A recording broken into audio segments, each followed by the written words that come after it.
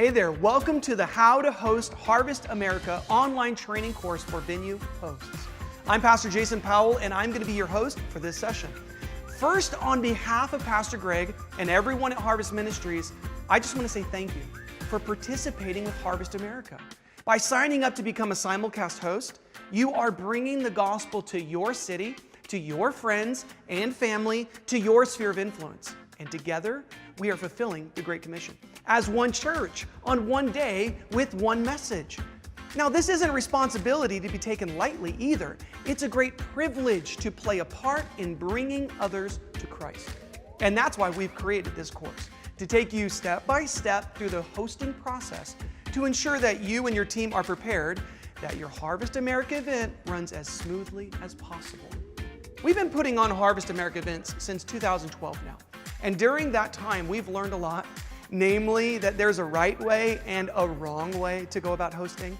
So over the next few sessions, we're going to help you avoid potential pitfalls in the hosting process and instruct you on what will help you to get the gospel out most effectively. Okay, ready to get started? Great, let's get to it. Our first topic is setting the stage for the gospel. By setting the stage for the gospel, we mean creating an opportunity for people who need Jesus to hear a clear explanation of the gospel and then giving them a chance to respond.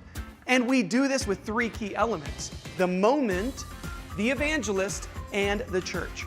Let's start with the moment.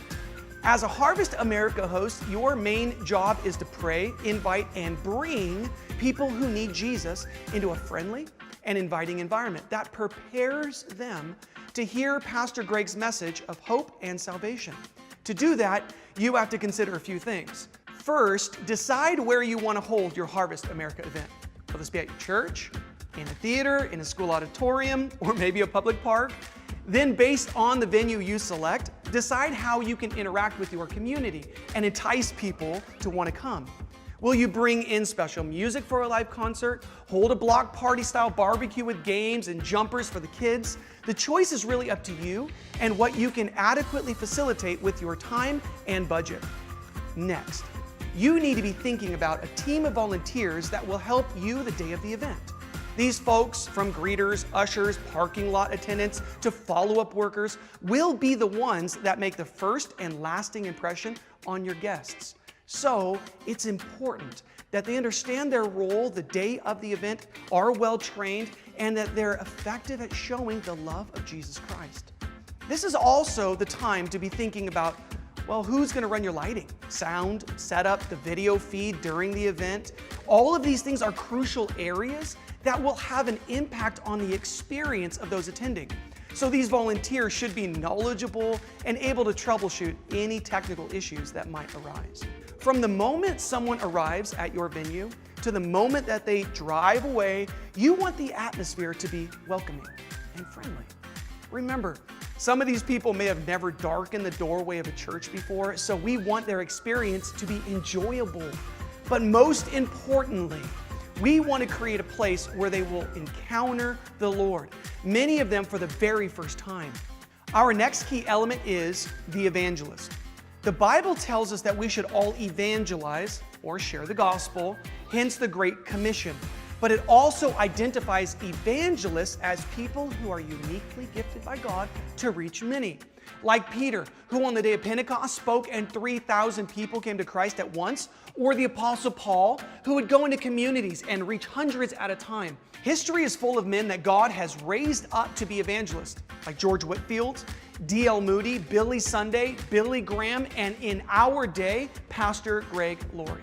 Pastor Greg started his ministry as an evangelist. And though he is the pastor of a thriving church today, his passion is to still bring people to Christ. And that's why for nearly 30 years, Harvest Ministries has held large-scale outreach events known as the Harvest Crusades, reaching more than 8.8 million people in live attendance and live webcast views, and seen a staggering 506,000 people make a profession of faith in Jesus Christ. It's also where the idea of Harvest America was born. Thanks to the advancements in live streaming video technology, these events were no longer bound within the walls of a stadium. Now Pastor Greg's message could literally be streamed into locations around the globe simultaneously, and hundreds of thousands of people could hear the life-saving message of the gospel at one time. And really, that's why you're a host location. In a nutshell, your mission is to get as many people as you can in to hear the gospel preached by a gifted evangelist who will call upon them to make a decision for Christ. Our final key element and the last topic we'll cover today is the church. Pastor Greg believes the best way to present the gospel is with and through the church. After all, Jesus gave the Great Commission of reaching the world to us. When the church moves forward to advance the gospel, not even the gates of hell can prevail against it. If that doesn't motivate you, I don't know what will. And we should be motivated to work together as the body of Christ for the singular goal of seeing the gospel preached and people's eternities changed. We may all be in different locations around the country, but on this night, we're all one church with one message. Now, to make this work practically, we've developed jump-in points throughout the event that will allow your venue to take as much of the live feed as you would like. That could be taking the feed as a whole, from the beginning to end, including guest artists, or that could be jumping in just for Pastor Greg's message and invitation, and having your own live music on site. Again, the choice is totally up to you. You can see the full evening's lineup at schedule.harvestamerica.com. Okay, so let's recap.